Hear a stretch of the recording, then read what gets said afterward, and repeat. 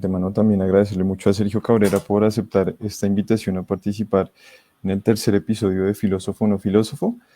Quisiera pues antes que nada hacer una pequeña retroalimentación acerca de qué es este programa. En este programa básicamente nos encargamos de entrevistar a una personalidad de la cultura, de las artes o de la política significativa, digamos, en todo el ámbito nacional y que por supuesto no sea filósofa, pero pues en su caso es particular porque usted sí es filósofo. Pero pues en todo caso, nosotros desde digamos nuestra posición en tanto estudiantes de filosofía, pues pretendemos hacerle esta entrevista a usted como director de cine. Y pues nada, para quienes no saben quién es Sergio Cabrera, pues yo creo que de entrada no necesita presentación, pero en todo caso, Sergio Cabrera es una de las personas más importantes de la cultura cinematográfica colombiana.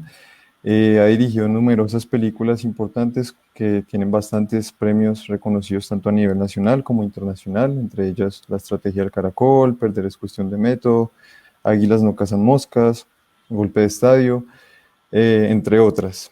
Y bueno, pues nada, Sergio, de nuevo muchas gracias por aceptar nuestra invitación. Y también quiero presentar a Catalina Cortés. Ella es filósofa de la Universidad Nacional, ella es de las filósofas más tesas de la Universidad Nacional y nos acompañará también haciéndole preguntas a Sergio, pues para este episodio. Entonces nada, yo creo que vamos a comenzar con una pregunta así como para romper el hielo, y la pregunta es, Sergio, si usted podría aclararnos de qué se encarga un director de cine y en su opinión, de qué debería encargarse particularmente un director de cine en Colombia. El director de cine tiene algunas variantes según los presupuestos de la película y el país donde se ruede. Pero digamos que básicamente hay dos grandes vertientes que son el cine independiente, que es el cine que no está hecho por grandes estudios, donde el director teóricamente tiene control de absolutamente todo, desde la selección del guión, el casting, pues la selección de actores, básicamente es como un dictador que decide absolutamente todo lo que se hace en la película. Eh, el trabajo de un director, digamos en términos abstractos, es crear un mundo. Hay que crear un mundo virtual y el trabajo del director es luchar contra cualquier elemento que pueda desvirtuar esa virtualidad. Okay. Que sucede muchas cosas, puede suceder de muchas formas, ¿no? Puede suceder desde que se vea el micrófono o que se vea algún error de fuera de foco o algo, pero sobre todo lo que más puede desvirtuar la virtualidad es que los actores no actúen bien y que la historia no sea coherente. En el mundo industrial del cine, digamos, de grandes estudios en Hollywood y eso, la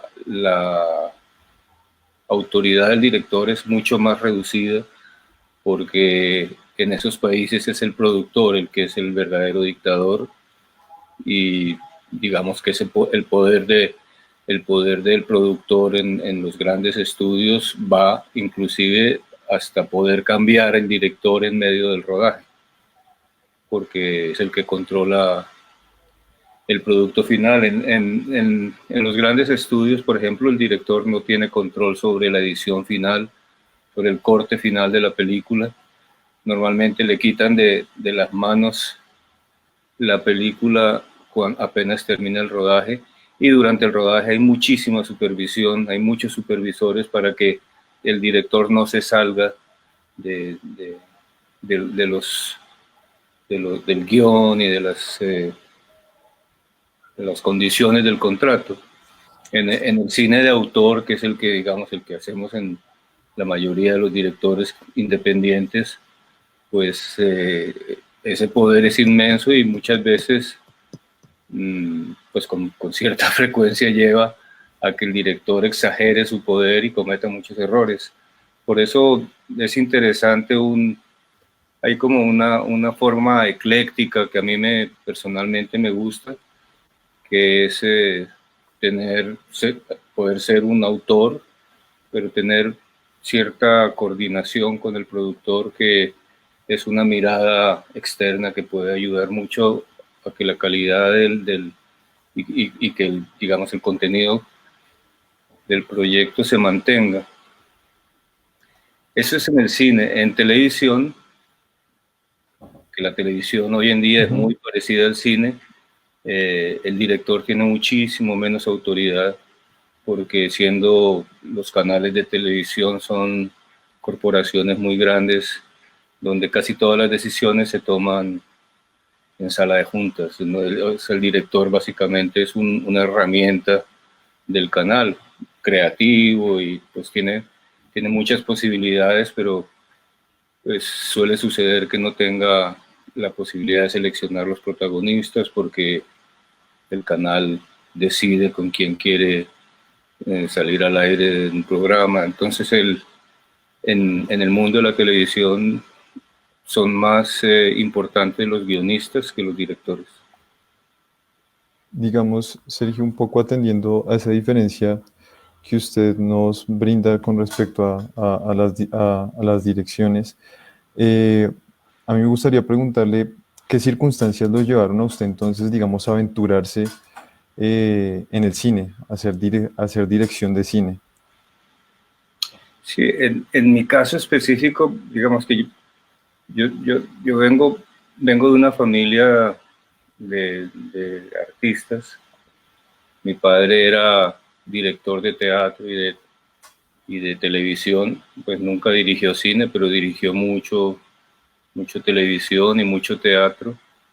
Y yo desde muy niño, empecé a trabajar primero como actor, después como ayudante de dirección de mi padre, después como director de teatro. Y muy niño, cuando tenía aproximadamente, no sé, unos 11 o 12 años, tuve acceso, o sea, me regalaron una cámara fotográfica, que hoy en día es muy común que un niño tenga una cámara fotográfica. Con cualquier teléfono móvil se pueden tomar fotos, pero en aquella época una cámara en manos de un niño era extraño, era poco frecuente, porque pues una cámara tomaba, mi cámara tomaba 12 fotos y había que mandarlas a revelar, y eso era caro y eso. Y pues mi mamá me estimulaba mucho, y empecé a desarrollar mucho amor por la fotografía, que la fotografía es muy interesante, ¿no? Hay una gran diferencia entre la fotografía y el cine, pero de pronto como que empecé a darme cuenta que el teatro y la fotografía tenían una posibilidad de convertirse en una sola cosa, que era el cine.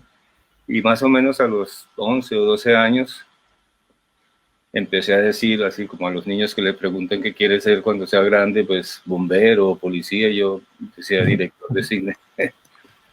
Y tener ese sueño, pues me ayudó a encauzar mucho mis intereses. Y por ejemplo, la razón por la que yo estudié filosofía era que no soy filósofo, estudié filosofía, pero no soy filósofo. La razón por la que yo estudié filosofía es que para entrar a la escuela donde yo estudié cine exigían tener un grado de humanidades. Okay. Hacer literatura, historia, en fin, cualquier carrera de humanidades. Y yo en ese momento estaba en China, y pues la filosofía era la carrera que me quedaba más a mano para poder entrar a la escuela de cine. Y me ha seguido interesando siempre y leo mucho filosofía, pero la razón por la que entré a estudiar filosofía fue porque era el camino para poder estudiar cine. Okay. Bueno, Sergio, después de esa historia tan interesante acerca de su vida, nos gustaría mucho seguir hablando de ella. En ese sentido, bueno, como ya lo hemos mencionado antes, tanto mi compañero Sergio Castro como usted mismo usted tiene estudios en filosofía. Nos gustaría saber mucho cómo esa formación filosófica influye en la creación y en la realización de sus obras cinematográficas. Sí, yo creo que ha influido mucho porque, bueno, yo debo aclarar, o sea, yo no soy un cineasta enamorado del cine. O sea, sí enamorado del cine en términos generales, pero no soy un cineasta que busca experimentar en el mundo del cine. Okay. O sea, la razón por la que a mí me interesa el cine es que me gusta contar historias. O sea, yo de muy joven me di cuenta que soy una persona bastante tímida y pero que tengo curiosidad y tengo deseos de transmitir algunas reflexiones que hago en la vida. Y muy pronto me di cuenta que el cine era una forma de hablarle al oído a la gente. Entonces, más que un cineasta en los términos, o sea, tradicionales, de que me interese la experimentación visual y cinematográfica, más que eso, yo soy un cineasta humanista. Me interesa mucho que a través de mis películas poder aportar o poder encauzar o transmitir algún tipo de mensaje, porque siempre he pensado que el cine, en general, el arte, ¿no? Y yo diferencio mucho entre arte y cultura, pero el arte básicamente tiene un poder muy grande que yo lo llamo un poder de semilla. O sea, a veces una pequeña idea que se transmite a través de una película, de una obra de teatro, de una pintura, deja a la gente pensando y desarrollando sus propias ideas y no sé ustedes, pero a mí, por ejemplo, muchas veces hay muchas cosas que me han impresionado mucho en la vida y me han cambiado la forma de ver el mundo. O sea, no tiene mucho que ver, pero por ejemplo, la primera vez que yo vi el esqueleto de un dinosaurio en un museo de ciencias naturales, me cambió, o sea, pues no era lo mismo ver una pinturita en un libro que ver aquel esqueleto. Uh-huh. Yo creo que el cine que yo intento hacer tiene un poco esa intención de alguna forma de ser como el esqueleto del dinosaurio, que es impactar a la gente con ideas, con conceptos, y para eso es muy importante, digamos, que detrás de la película haya ideas o conceptos o reflexiones que generalmente tienen algo que ver con la filosofía. Yo nací en 1950, o sea que en el 68 yo tenía 18 años, y antes de estudiar filosofía, porque yo estudié filosofía a los 23 años, pero desde antes de estudiar filosofía tenía un gran interés un poco por casualidades, porque vivíamos en China y mi padre había llevado los libros que le interesaban a él. Entonces había libros de Jean-Paul Sartre, de Camus, pues ya creo que ya había de Humberto Eco, había todo ese mundo de la filosofía existencialista, de Deleuze, y yo, siendo muy joven, empecé a leer eso, y me acuerdo especialmente de haber sido impactado por los pensamientos filosóficos de Diderot, que son todos unas reflexiones sobre el ateísmo. Voltaire, leí muy Cándido del optimismo después, y todo esto mezclado con Sartre, todo eso me fue como generando un interés. Pues yo no tenía mucha conciencia de que eso fuera filosofía en sí, pero fue despertando en mí una curiosidad por enfocar de alguna forma los problemas del día a día que vivía. Y con el tiempo, pues ya después cuando estudié filosofía, pero cuando yo estudié filosofía, fue un estudio muy, muy raro, porque yo estudié filosofía en China en el año 72, 71, 72, 72, en la época que China estaba en plena revolución cultural, pues estaba ya en los últimos coletazos de la revolución cultural, y toda la filosofía china en las escuelas de filosofía consistía en buscarle raíces materialistas al pensamiento de Mao Zedong, que los chinos consideraban pues el gran filósofo chino, porque Mao Zedong tiene pues grandes tesis filosóficas y eso.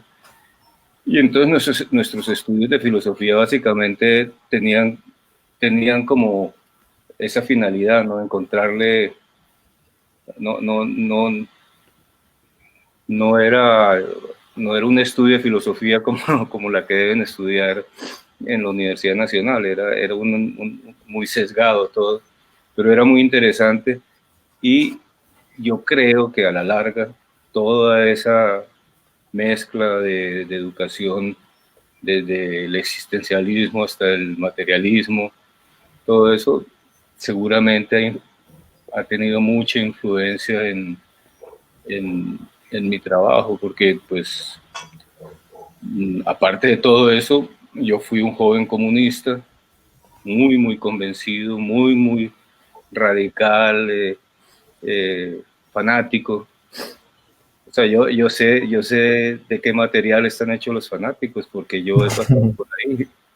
Y ese fanatismo, pues de alguna forma se suavizó con los años por los fracasos, por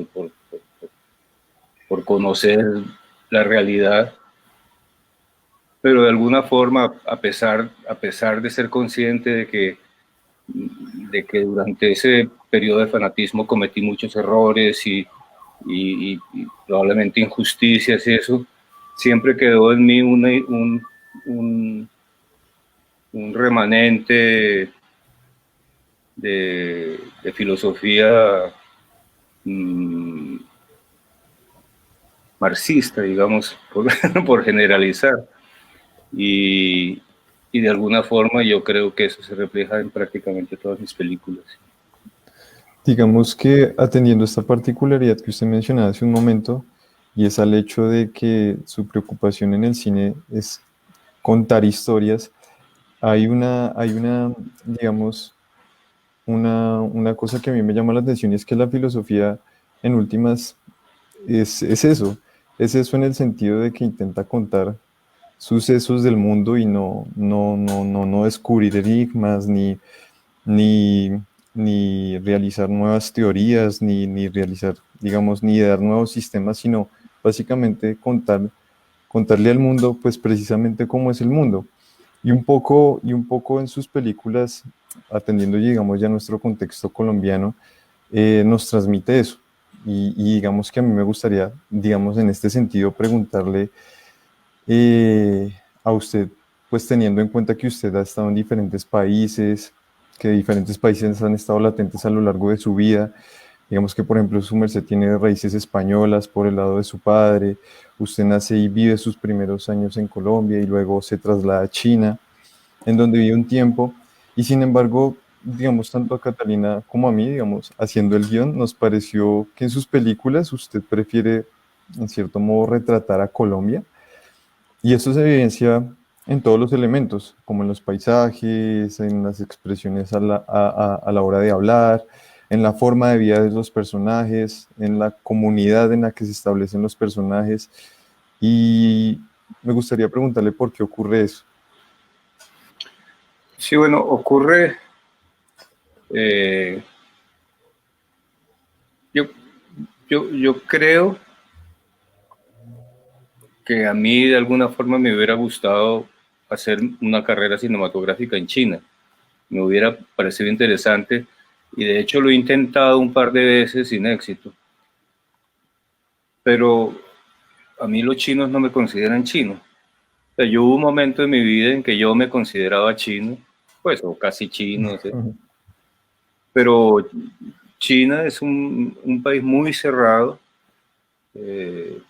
digamos que cuando uno conoce el idioma y las costumbres, tiene acceso a ciertos niveles y puede incluso, como es el caso mío, conocer muchísimo de la historia y de la cultura, pero ellos nunca lo consideran a uno un chino. Entonces, digamos que yo descarté la posibilidad de trabajar como, como un chino y como decía hace un rato, después lo he intentado, pues he intentado he estado, digamos, en dos proyectos que no han cuajado, porque eso sucede con mucha frecuencia en el cine, ¿no? Que trabaja proyectos que no terminan de funcionar. Pero en esos casos siempre ha sido como una mirada externa de China, o sea, como un extranjero mira China. En el caso, entonces, claro, cuando volví a Colombia, yo en Colombia sí me siento colombiano, a pesar de que pues mucha gente nota que inclusive el acento con el que hablo no es el típico, pero yo soy colombiano y me siento colombiano y los colombianos me aceptan como colombiano. Y el hecho de haber vivido fuera tanto tiempo me ha permitido siempre tener como una mirada, esa mirada desde lejos que muchos intelectuales buscan. O sea, no es casualidad que, no sé, que Botero, García Márquez, por dar ejemplos, se vayan a vivir lejos para trabajar sobre temas colombianos, porque a veces la cercanía, el árbol no deja ver el bosque. Y desde lejos el bosque se ve mucho más claramente. Y me parece a mí que los temas colombianos son muy interesantes. Sin embargo, algunas de mis películas, por ejemplo, Ilona llega con la lluvia y todos se van, son películas que me han interesado sin ser historias colombianas. Sí. O sea, yo creo que en eso, en general, el mundo del cine es muy injusto. Los cineastas europeos y norteamericanos han como dividido un poco el mercado del cine, diciendo, bueno, nosotros hacemos las películas profundas y de pensamiento y los latinoamericanos que hagan las películas de poncho y guitarra. No, o sea, como yo recuerdo que cuando yo hice Ilona llega con la lluvia, las críticas eran de por qué no seguía haciendo más estrategias del caracol. Sí. Y pues sí, o sea, me interesa también, o sea, no me quiero matricular específicamente en un tipo de cine, pero no quiero tampoco no tener la posibilidad de contar una historia de amor que suceda en un país diferente a Colombia. Pero sí es verdad que a mí me interesa mucho más lo que sucede en Colombia. Por ejemplo, llevo muchos años en España y en España he rodado muchísimo historias españolas, muchas, pues sobre todo en televisión. He dirigido durante 4 años la serie Cuéntame, que es una serie de historias españolas, y en las entrevistas los periodistas me preguntan, ¿y usted cómo hace siendo colombiano, para contar estas historias tan españolas? Bueno, básicamente es investigación, o sea, yo puedo hacer una historia sobre marcianos o sobre romanos sin haber sido marciano ni sin haber sido romano. Es extraño, o sea, Shakespeare hacía historias sobre Verona o sobre Dinamarca. Digamos, a los europeos no le ponen esos límites que nos ponen a nosotros los latinoamericanos, que los críticos siempre están esperando que nos mantengamos en nuestro corral sin salir a experimentar en otros territorios. Pero a mí me gusta contar historias colombianas porque me gusta y encuentro placer contando historias colombianas.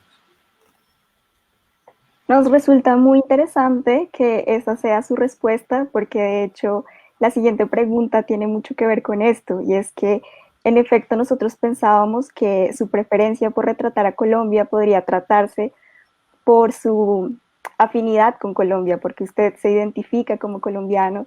se siente colombiano. Y entonces, en ese sentido, queríamos preguntarle, ¿cree usted que el cine puede tener una relación con la identidad personal, tanto cuando somos espectadores del cine, tanto como cuando los directores o las personas que trabajan en el cine lo hacen? Sí, yo no tengo duda de que el cine es un gran formador de personalidad. O sea, durante muchos años, eh, digamos, la literatura reemplazaba al cine en ese mecanismo de, como dices tú, de forjar personalidad. Sí, creo que crea una identidad, como De siempre un crear poco una de identidad. diálogo.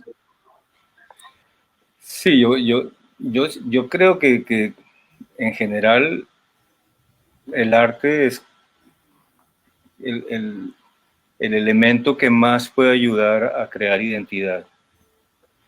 Yo creo que la cultura es la que determina la identidad de un país. O sea, generalmente los países llegan hasta donde llega su idioma. En América Latina no, porque hablamos todos el mismo idioma. Pero en Europa tú ves donde donde se termina de hablar francés, se acaba Francia, o al contrario, y España o Portugal, y esos elementos de la cultura nacional son fundamentales. O sea, tú ves, por ejemplo, en Europa, la creación de la Comunidad Europea después de 2 guerras mundiales, donde la gente se odiaba, pero de odio auténtico entre alemanes y franceses, entre ingleses y alemanes, entre rusos bueno, o sea, esto era, eh, ¿cuál fue el mecanismo que utilizó Europa para limar sus asperezas?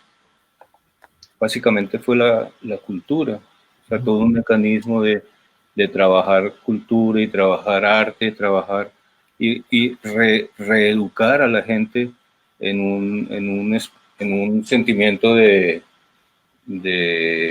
tolerancia, que es lo que no funciona en Colombia. O sea, en Colombia la gente, digamos, tiene su identidad está forjada por tradiciones muy violentas, que probablemente vienen desde la conquista, que fue violenta, la guerra de independencia fue violenta, las guerras civiles fueron violentas, la gente ha crecido en sociedades violentas y es un deber de la cultura y el arte reeducar a la gente en mecanismos que permitan que la tolerancia y la generosidad coexistan o la gente se eduque con esos mecanismos.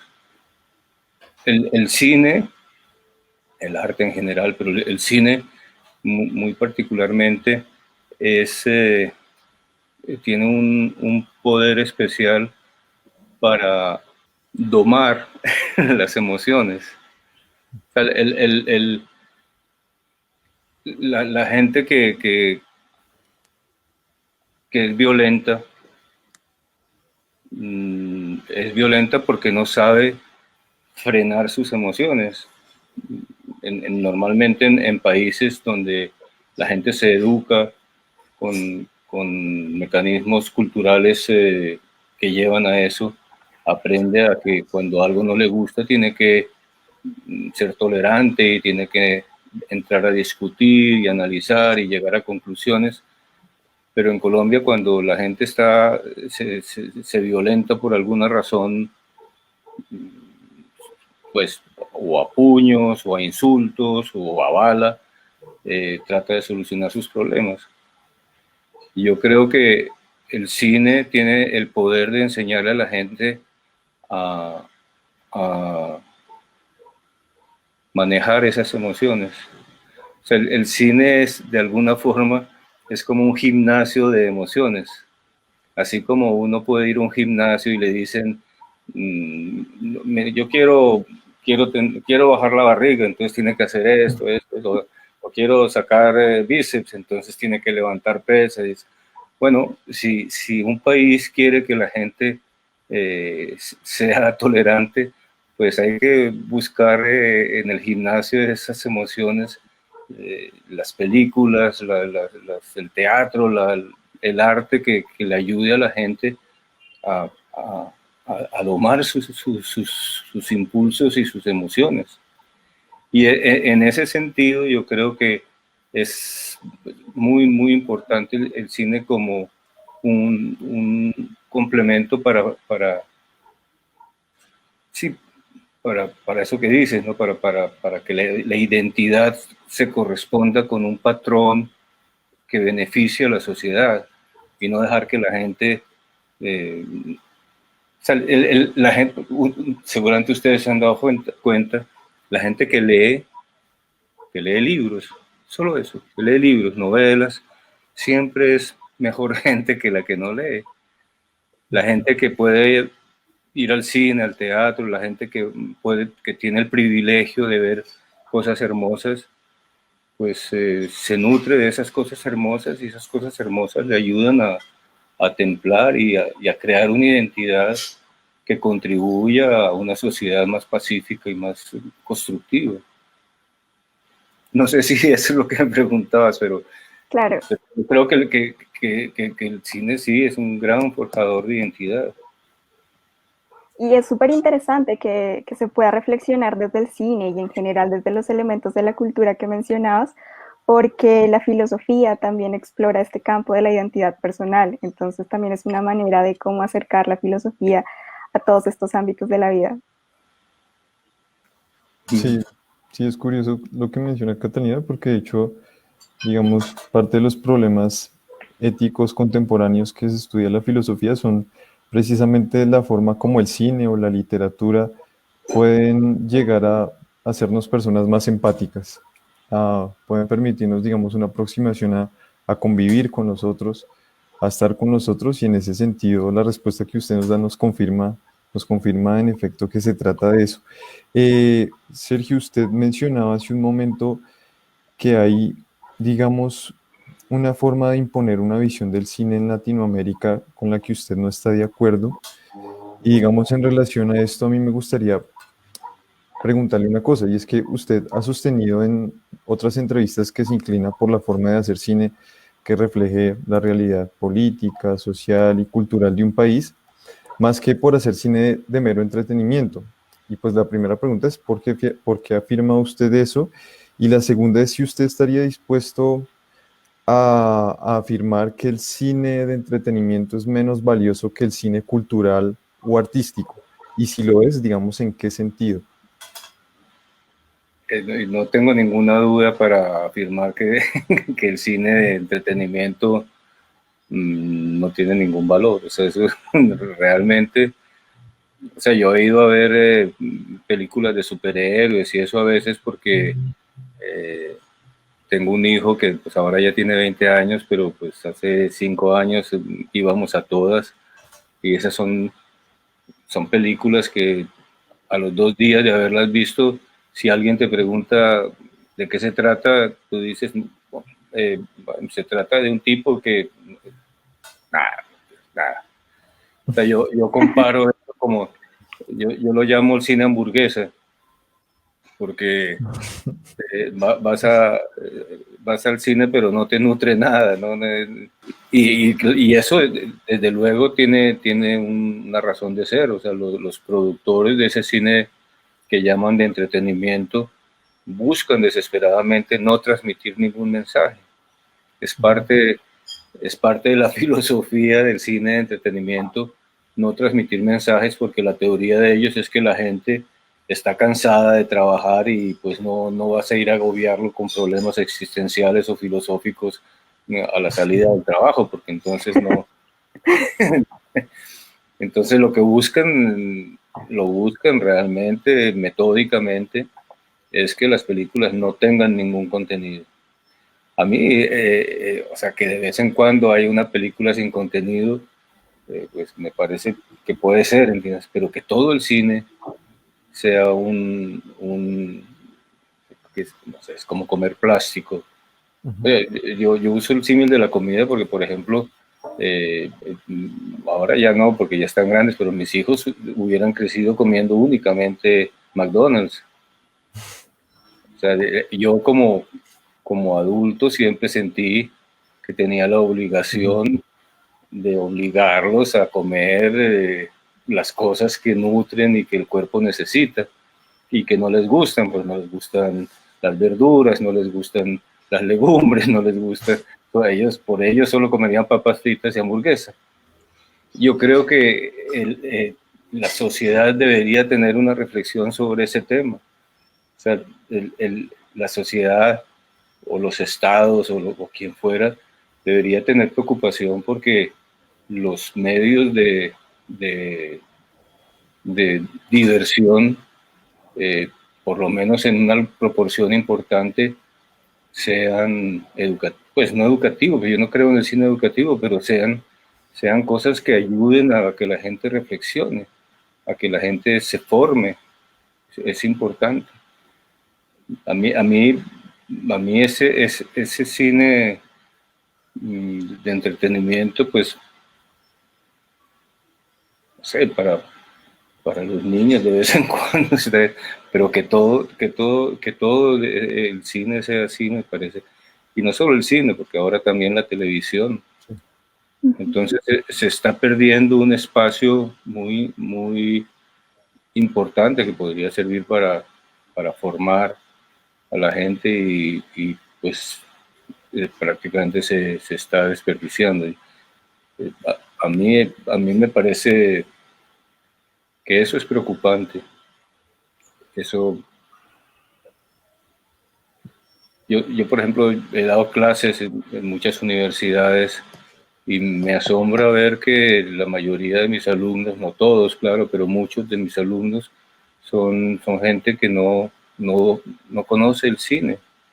A pesar de que les interesa el cine, solo conocen el cine de los últimos 10 o 15 años y una película de hace 30 años ya es antigua, que no tienen la metodología de ver y de nutrirse un poco del pasado, ¿no?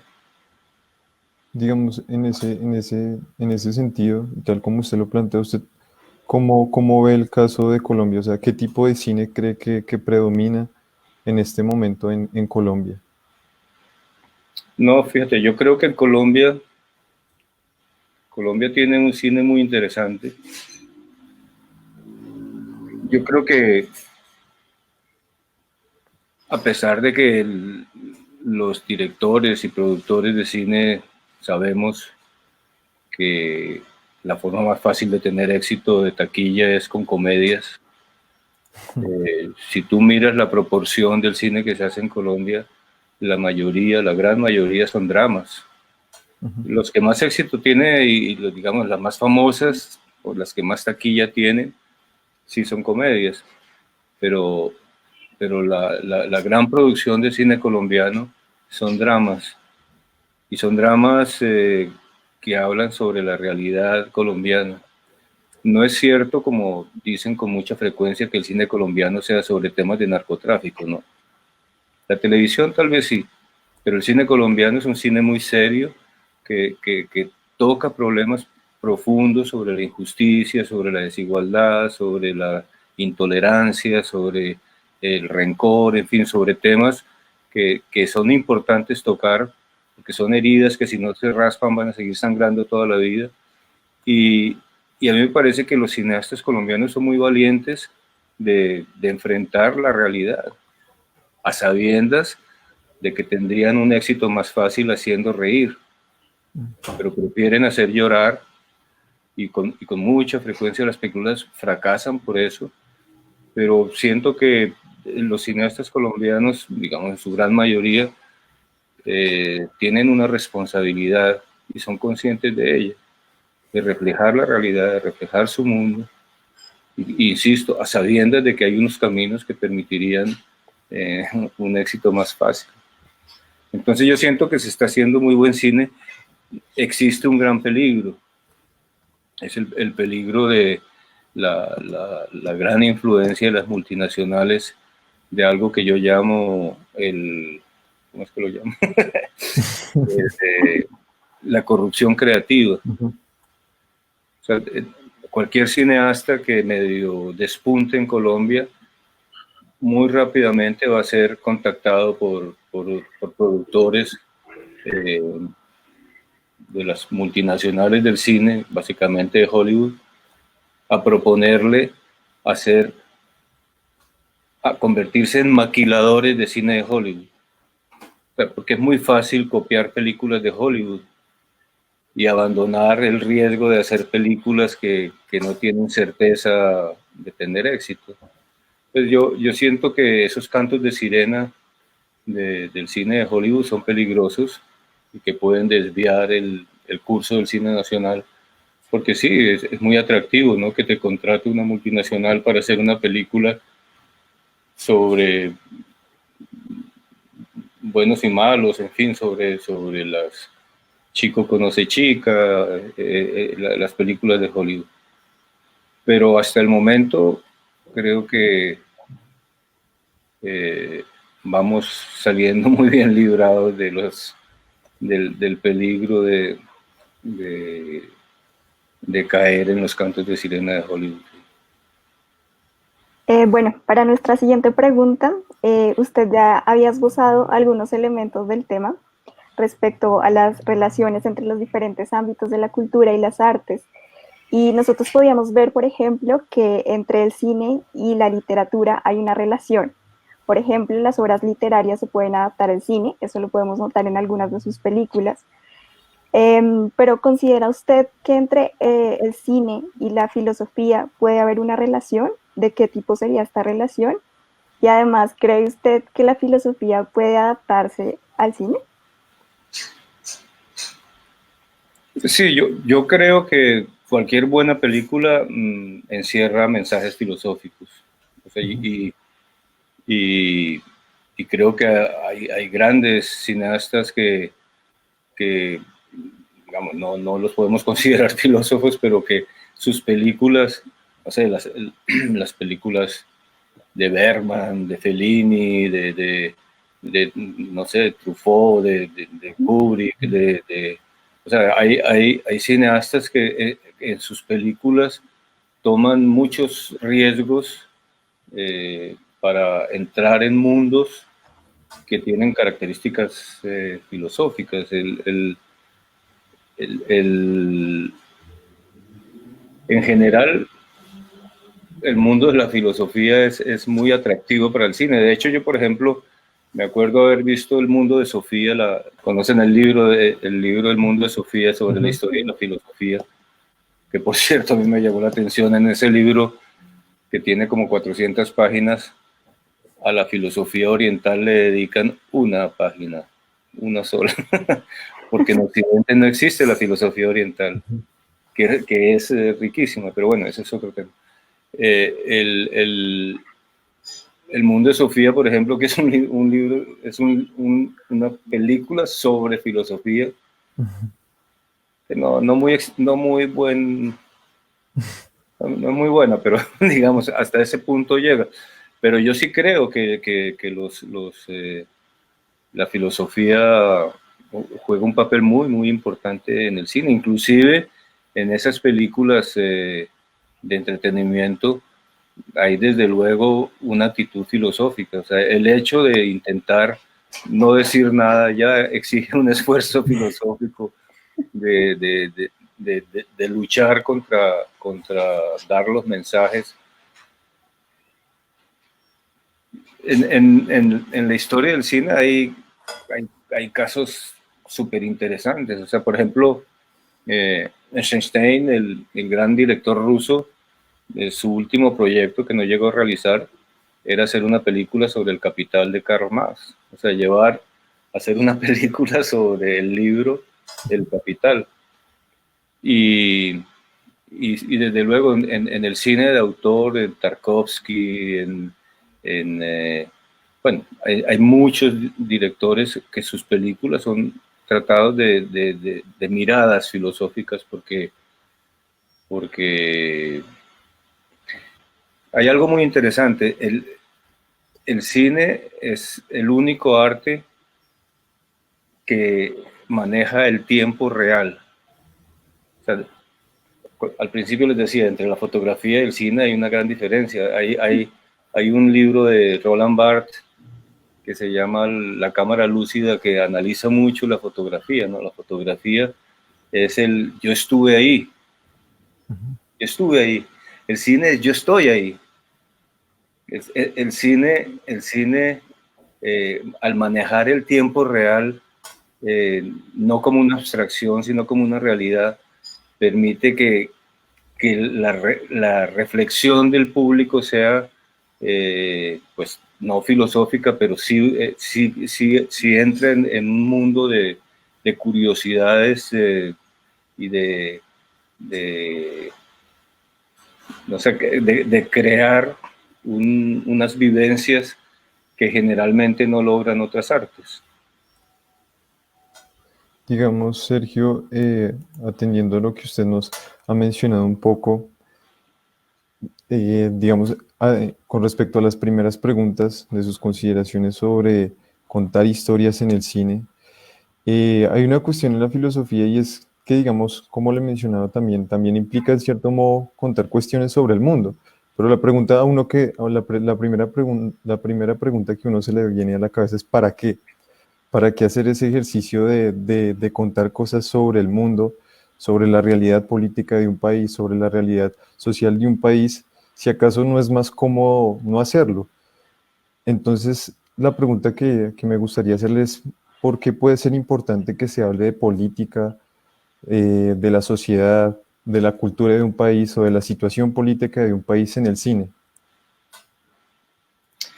Mira, yo creo, y recuerdo en una entrevista le preguntaron a Foucault, a Michel Foucault, que cuál consideraba él que era el papel de los intelectuales en la sociedad moderna.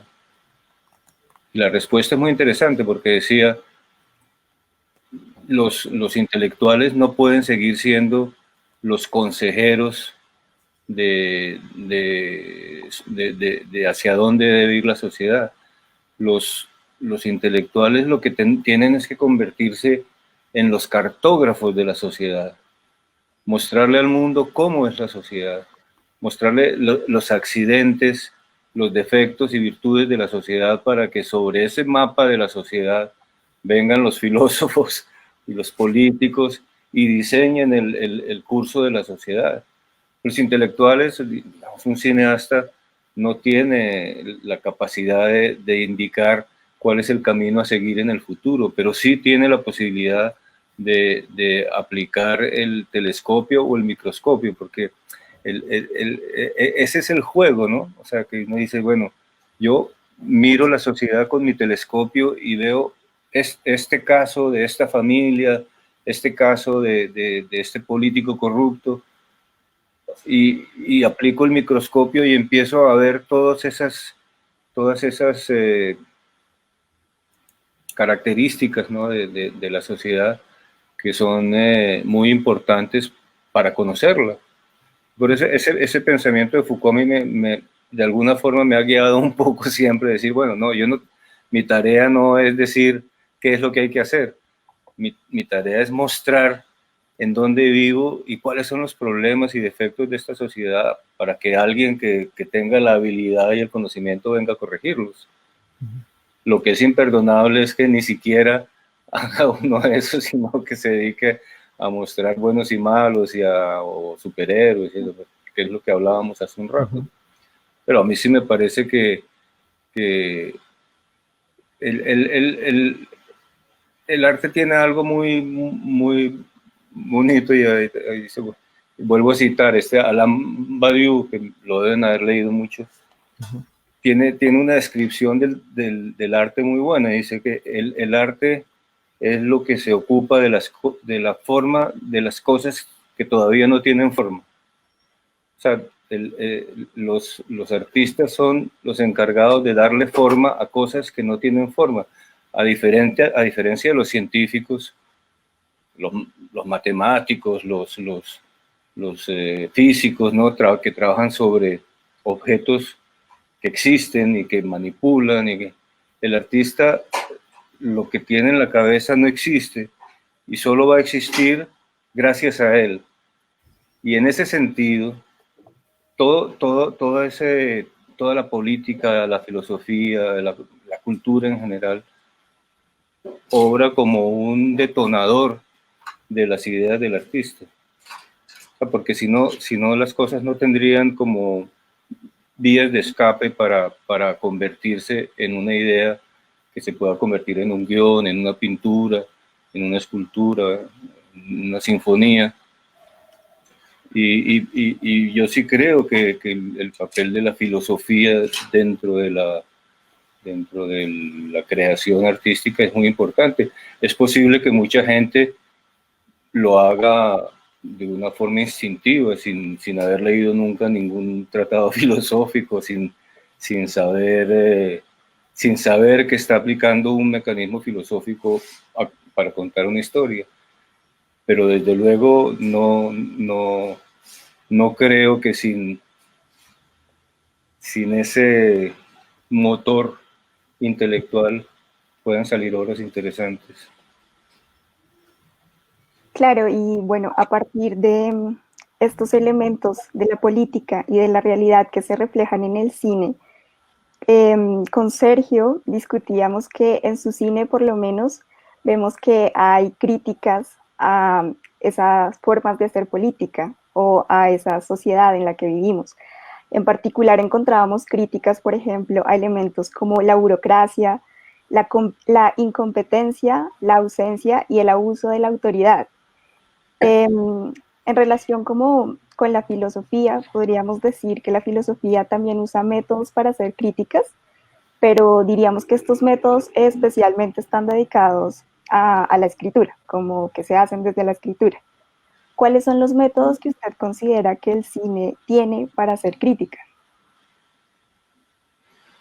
Yo creo que en el cine, digamos, hay una actitud que es ecléctica, ¿no? Que dice, bueno, yo cojo un poquito de filosofía aquí, un poquito necesito ponerle humor, pues no es que uno lo haga así, pero el resultado es ese, o sea, porque sí, hay autores como Tarkovsky que de verdad hacen obras que son de casi que pura filosofía, pero pues son excepciones. En general, el director normal de cine quiere tener una audiencia, ¿no? O sea, esas películas de Tarkovsky pues son difíciles de ver, pues no solo las de él, o sea, hay muchos. Godard, por ejemplo, Godard es de alguna forma un filósofo de la imagen, pero pues es difícil ver una película de Godard, casi que hay que verlas con un manual para entender lo que está diciendo. Pero el creador normal, o sea, un director como yo que pues quiere que sus películas las vea un público que no tiene una gran preparación intelectual, porque es una realidad. O sea, si yo hiciera cine en Francia, seguramente haría un cine diferente al que hago en Colombia, porque pues estaría haciendo cine para un público mucho más sofisticado.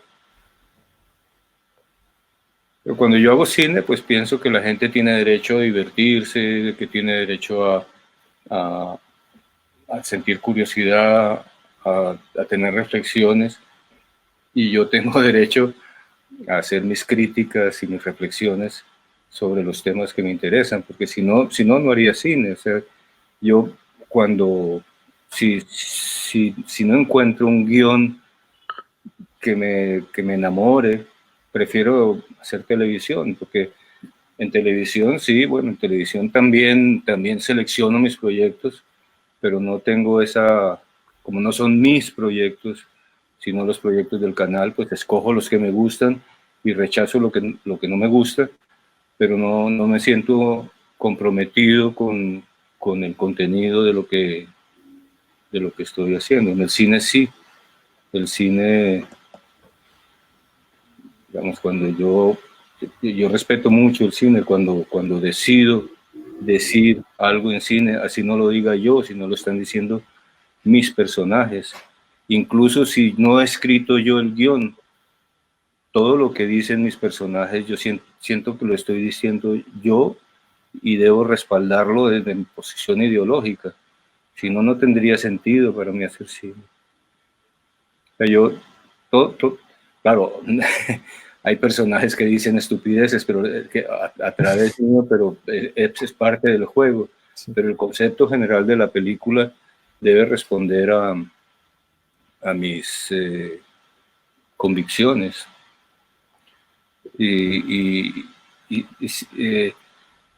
Digamos, entre mis convicciones está una muy importante, y es que hay que cambiar a Colombia. O sea, el país en que vivimos no funciona mal. Es lamentable, es vergonzoso. Estos últimos 6 meses, yo acá leo las noticias de Colombia y digo que no puede ser. O sea, ¿qué país es este? Que parece, si no fuera tan dramático, sería una comedia. Es increíble. Y todos queremos cambiar el país, o sea, pero no tener un objetivo común, por ejemplo, no tener un sueño común es un problema grave. De hecho, ese es un tema recurrente en mis películas, o sea, el punto de tener un sueño común, la importancia de tener un sueño que permita avanzar hacia un punto, aunque no estemos todos totalmente de acuerdo, pues tener la película Golpe de Estadio, por ejemplo, era eso, ¿no? En fin, las películas, cuando yo las hago, siempre sueño con que de alguna forma transmitan la semilla esa de la que hablaba hace un rato. Digamos que atendiendo a esto que usted nos menciona, yo quisiera preguntarle cómo usted juega con esos elementos. O sea, en el sentido de cómo usted hace para jugar con algo con el humor y a la vez con un drama y a la vez digamos, con tantas cosas que parecen ser tan contrarias, pero que en sus películas se unen para dar a luz algo que refleje lo que usted piensa. No sé, en el trabajo de un cineasta, pues hay unos procesos, ¿no? Porque ya cuando uno sabe hacer cine parece, a mí ahora me parece muy fácil, pero el proceso de aprender cine es complicado porque es muy caro, es muy costoso. O sea, un poeta puede escribir en una servilleta del restaurante un poema: puedo escribir los versos más tristes esta noche, y le sale su poema, y con unos cuantos poemas saca un libro. Pero para que un cineasta pueda tener siquiera un minuto de imágenes, tiene que poner en marcha unos mecanismos muy, muy, muy complejos. Hoy en día muchísimo menos, pero de todas formas aún hoy en día muy complejos. Entonces todo el proceso de cantación, depuración,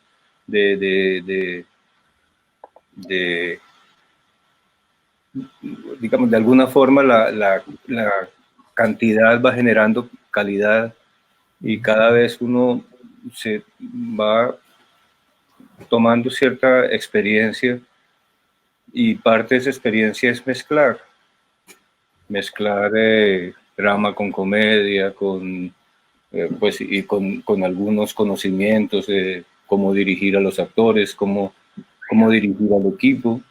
O sea, porque una parte muy compleja del trabajo de cine es dirigir a 100 personas, porque el director no solo dirige a los actores, tiene que dirigir su pequeño ejército para cumplir con el presupuesto y con las condiciones del contrato que ha firmado, porque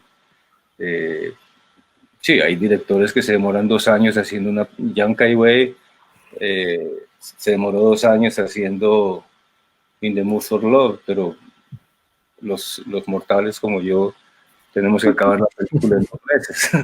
Sí. Y en esos mecanismos de mezclar cosas, uno se va dando cuenta y le va dando más y más importancia a ciertas cosas. El humor, por ejemplo, es algo que yo valoro muchísimo. Y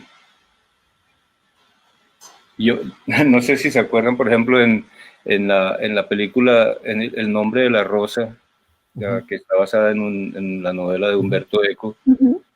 Uno de los una de las tramas es que están buscando un libro de Aristóteles sobre las comedias de Aristóteles que está perdido, que se dice que existe, pero está perdido.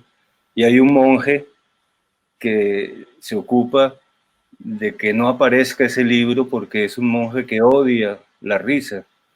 Y lo dice claramente, que la risa hace que la gente le pierda el miedo al demonio.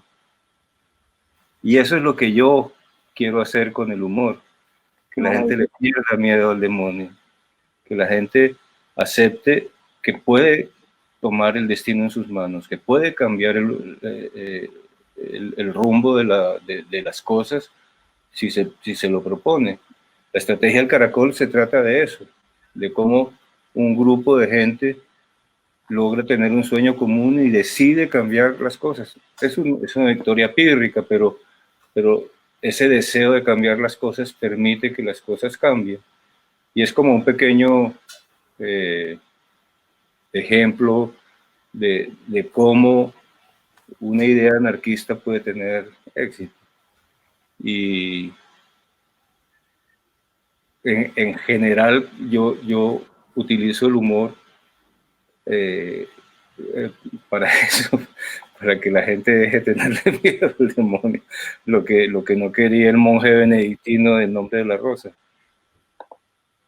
Claro, es muy interesante que hayamos llegado hasta este punto de la conversación y es muy apropiado sobre todo porque habíamos estado pensando particularmente en la estrategia del caracol y recordábamos que uno de los momentos más representativos en esta película es aquel en el que los vecinos finalmente logran rebelarse y consiguen destruir esta propiedad, derribando la fachada y dejando una marca estética, que es este graffiti con la frase "ahí tienen su hijo de puta casa pintada". Y pues en relación con todo esto que veníamos comentando de acercarse a la realidad y ese poder de transformación que nos permite en las diferentes artes, en Bogotá estos últimos días especialmente hemos estado viviendo un abuso de autoridad de parte de la policía que ha sido alarmante. Y los manifestantes en contra de estos actos han dejado también marcas estéticas como grafitis en las diferentes estaciones pequeñas de policía en los vecindarios de Bogotá. Dicho esto, queríamos preguntarle, Sergio, ¿qué tanto hay de la estrategia del caracol en estos últimos sucesos que ocurrieron en Bogotá?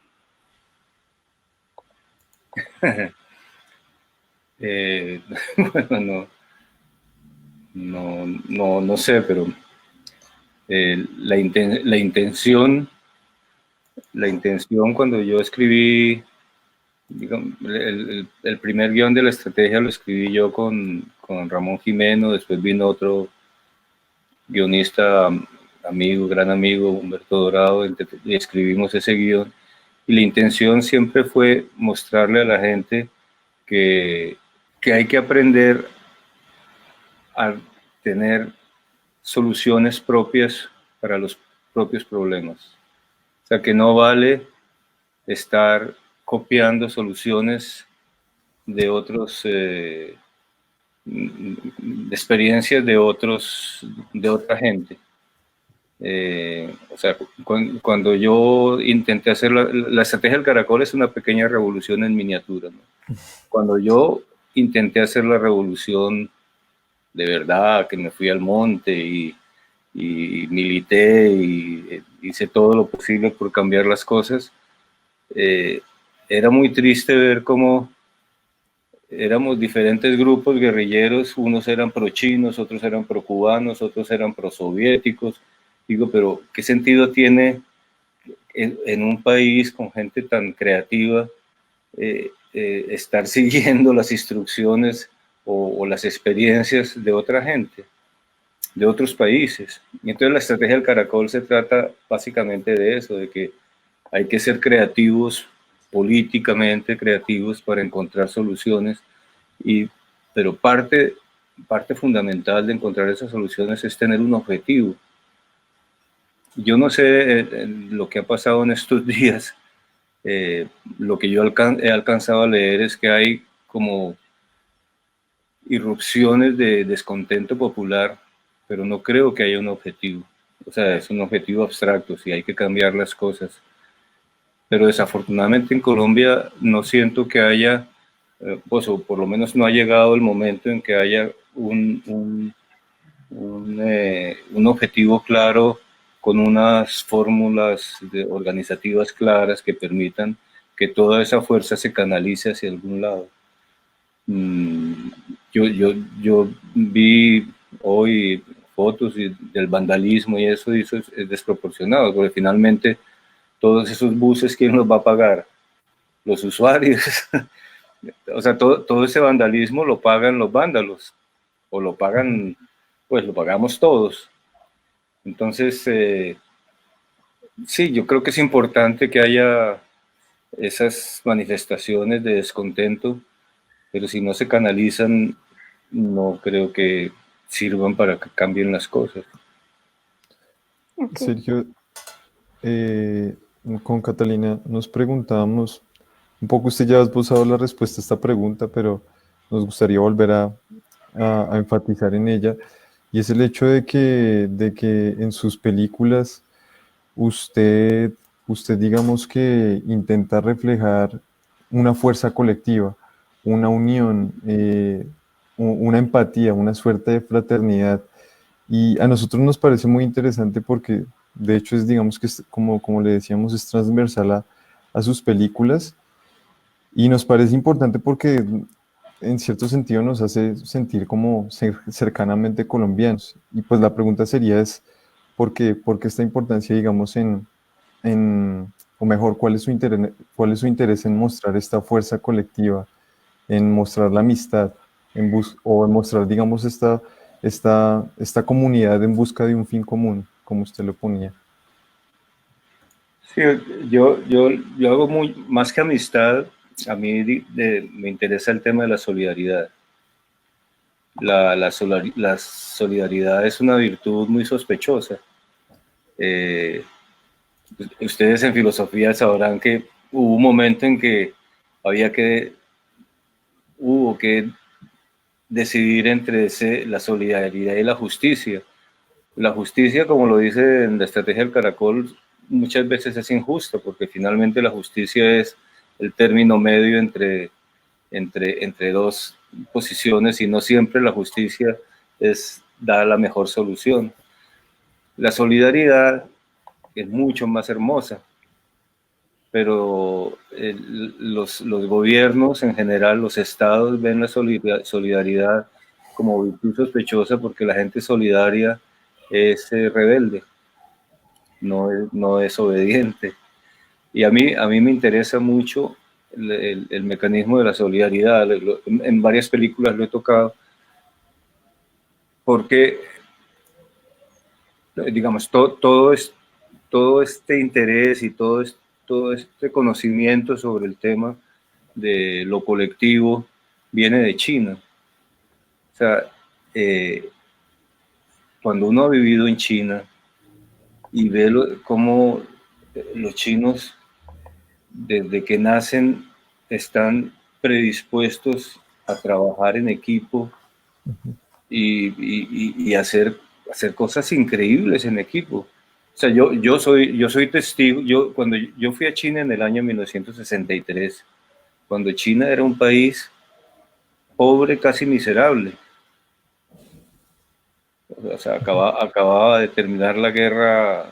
La República Popular China se fundó en 1950 En el 62 llevaba 12 años, era un país donde todo estaba racionado, donde todo el mundo se vestía del mismo color porque solo había añil que tiñe de azul, porque China después de la guerra tuvo sanciones internacionales y un bloqueo económico como el de Cuba, y ellos empezaron a trabajar y a organizarse y a organizarse y a organizarse, y hoy en día mira al punto que han llegado en 50 años. En esos mismos 50 años en Colombia no ha pasado nada. Sí, hemos construido algunos edificios y eso, pero el país ha cambiado. Sí, hay autopistas, pues no muchas, no muchas autopistas, pero una que otra, unos puentes, unos edificios. ¿Pero en qué ha cambiado Colombia en 50 años? Y China en 50 años pasó de ser un país pobre, como digo yo, casi miserable, a ser la segunda potencia mundial. ¿Cómo? Con el esfuerzo colectivo, con los sueños comunes.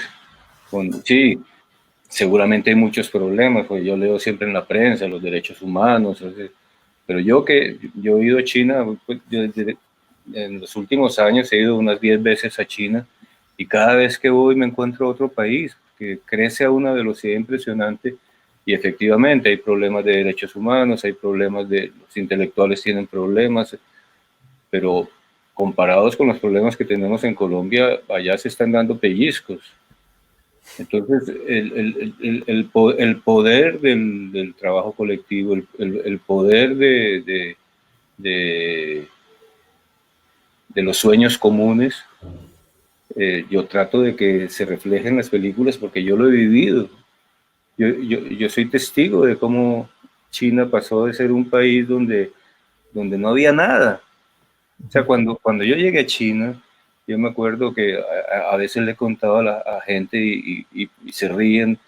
O sea, el primer día que salimos a la calle con mis padres y eso, yo tenía 12 años, había una fila muy larga con gente con un palito en la mano. Y entonces le pregunté a mi mamá le preguntó al intérprete, y era gente que llevaba el cepillo de dientes a arreglar, porque no vendían cepillo, no había nada. Llevaban el cepillo de dientes y le ponían cerditas. Esa fue la China que yo conocí, y hoy en día uno va y eso pues... Insisto, ¿en qué ha cambiado Colombia en los últimos 50 años? Creo que está peor. Está peor porque por lo menos el nivel de los políticos de los años 50 era mucho más alto que el de lo que leo yo en los periódicos hoy en día. Bueno, Sergio, y después de esa tan especial reflexión acerca de la solidaridad y de la importancia de la colectividad, queríamos llegar a nuestra última pregunta, y es que, bueno, si bien usted desde el principio nos advertía que el cine se diferencia de la fotografía, quizás podíamos acordar que el cine en últimas se compone de fotografías en movimiento.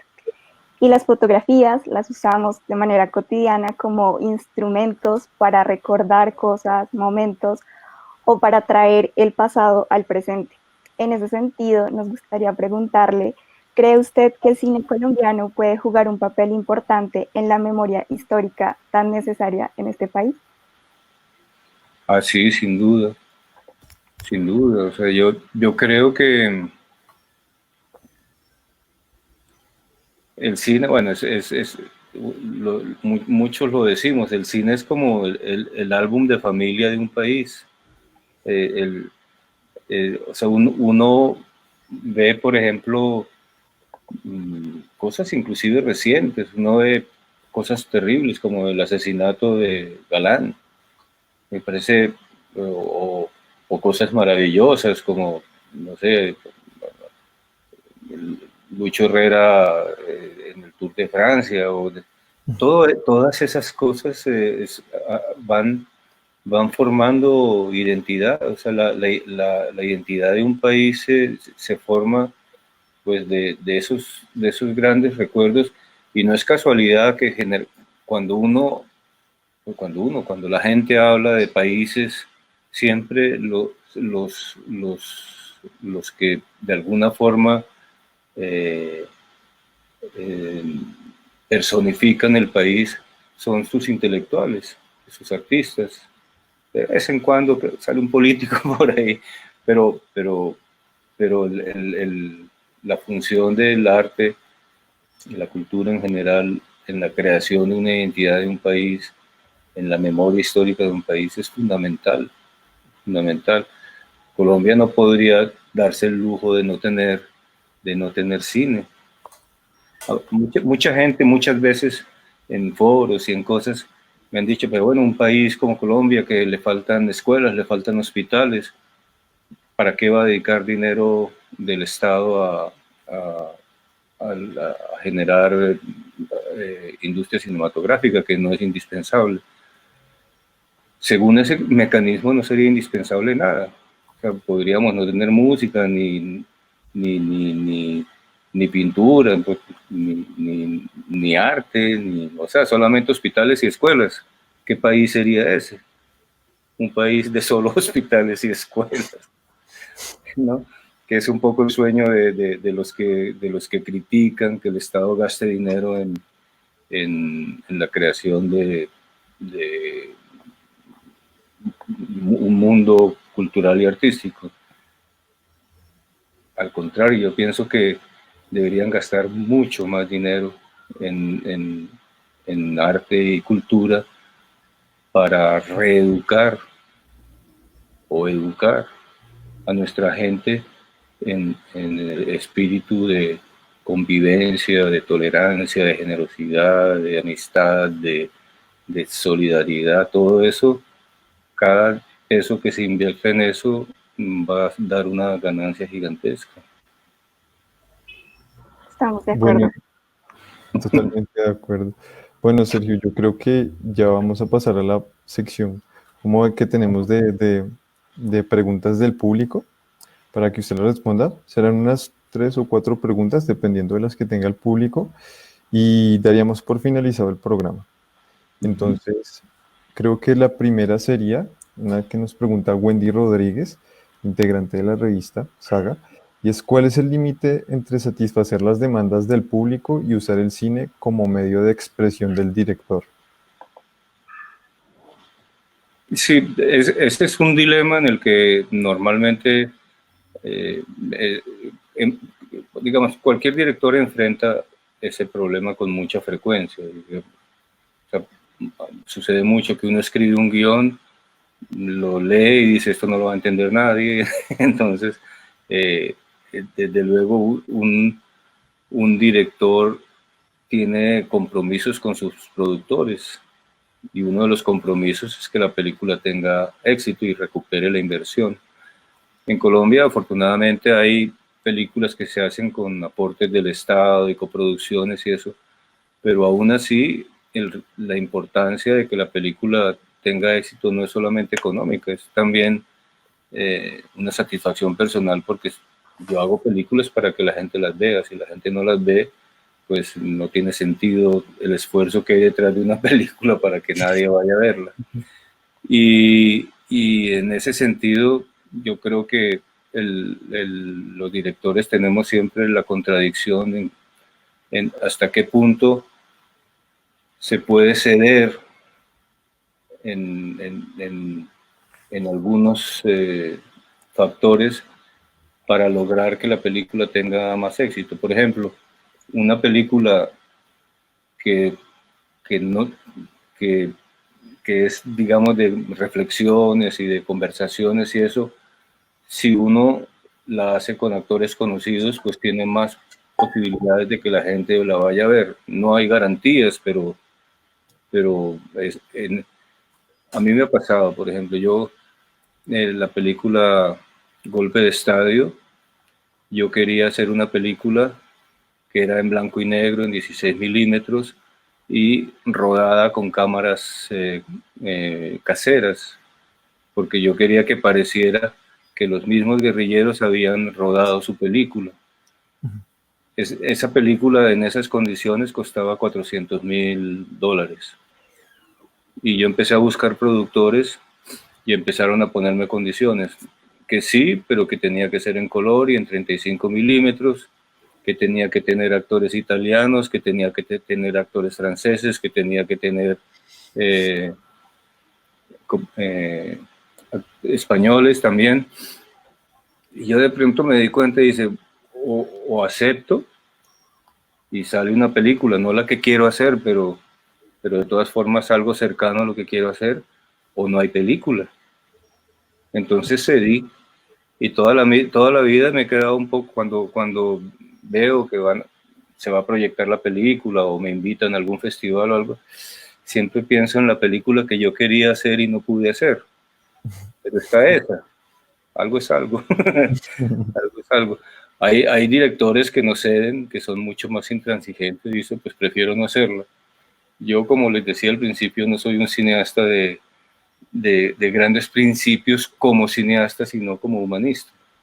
Entonces, si yo puedo conservar, yo no aceptaría cambiar la historia, pero sí estoy dispuesto a ceder en cosas formales que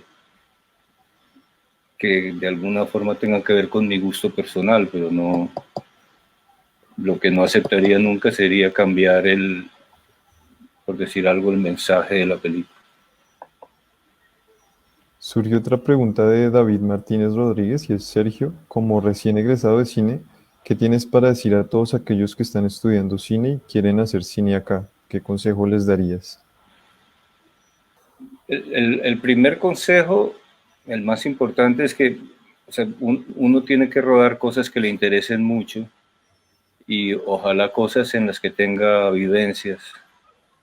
Las vivencias solo las dan los viajes, el trabajo, las lecturas. A veces la gente que termina de estudiar cine es muy joven y no tiene todavía muchas cosas interesantes que contar. No sé si sea el caso del que me está preguntando, pero es muy importante nutrirse y amueblar la cabeza para tener claridad de qué se quiere contar. O sea, porque el cine que no cuenta historias, no, a mí personalmente no me interesa. Entonces, por ejemplo, yo recomiendo mucho leer.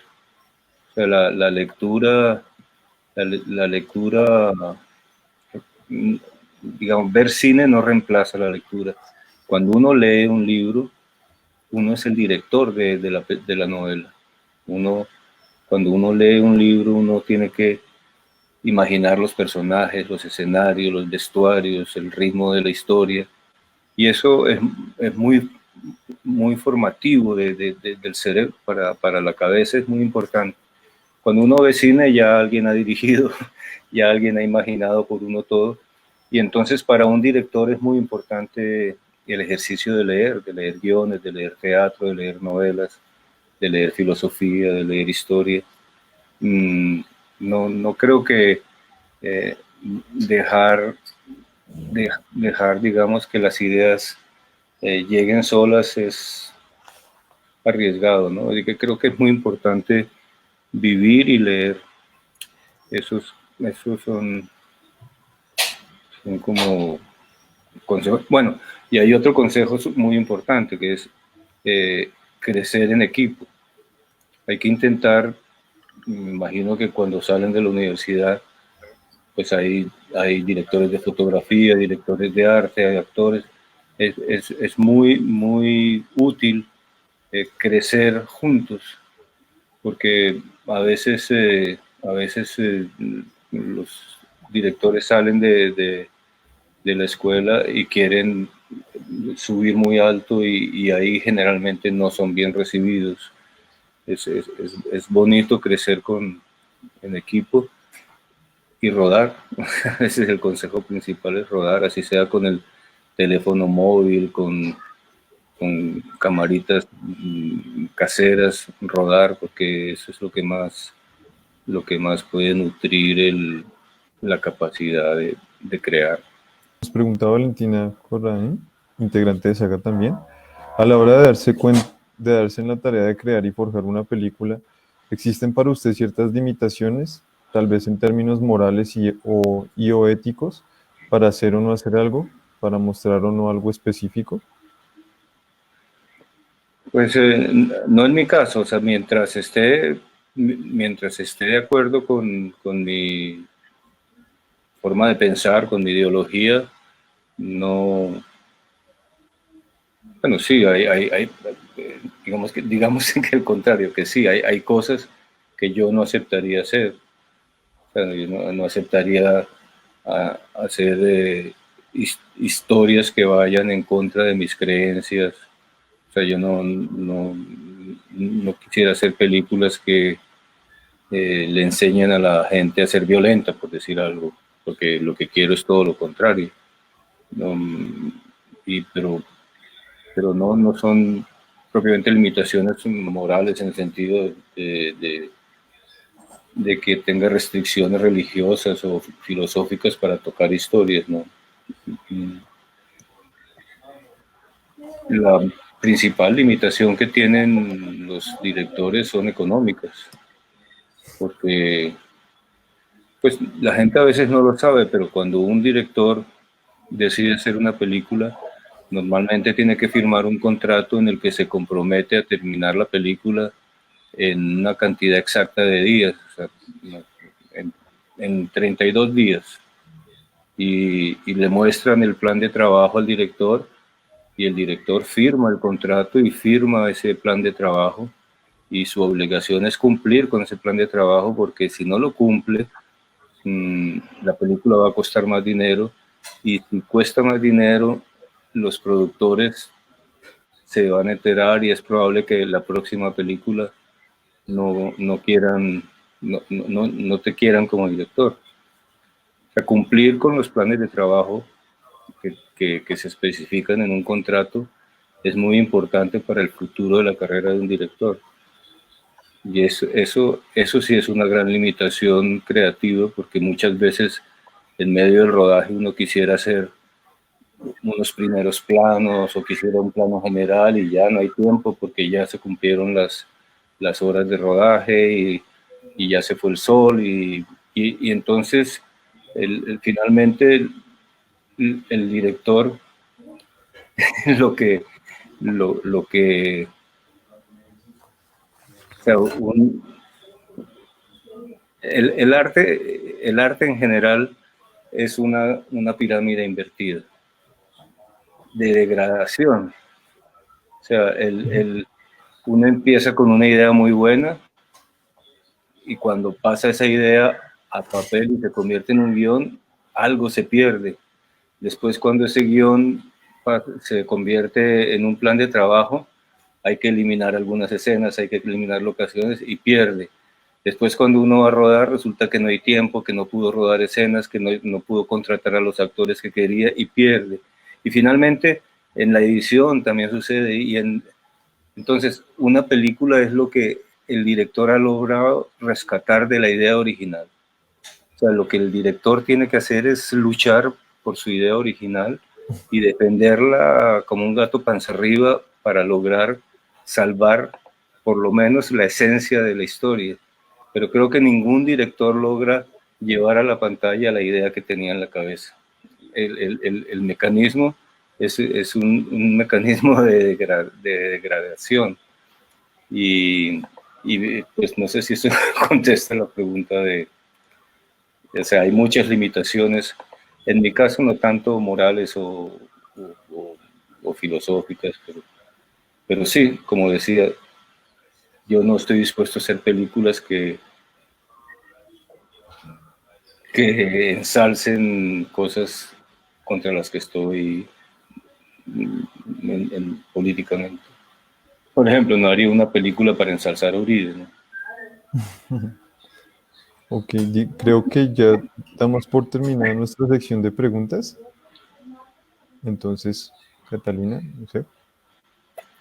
Bueno, antes que nada queremos agradecer mucho a Sergio Cabrera por su participación en este programa. Muchas gracias por aceptar nuestra invitación. Muchas gracias por darnos todas esas respuestas tan bonitas, tan valiosas y que nos hacen reflexionar mucho y comprender muchas cosas. Y pues muchísimas gracias a todas las personas que participaron del en vivo. Gracias por sus comentarios, sus preguntas. Esperamos poder encontrarnos en otra ocasión. Sí, vale. Muchas gracias, Sergio Cabrera, de verdad. Para nosotros fue muy placentero tenerlo como invitado. Mucho. Y pues nada. Muchas gracias a ustedes. Un placer. Esperamos que sí, quienes nos estén viendo les haya gustado y que hayan pasado un rato ameno. Entonces creo que nos despedimos. Vale. Muchas gracias. Hasta luego. Gracias. Hasta luego.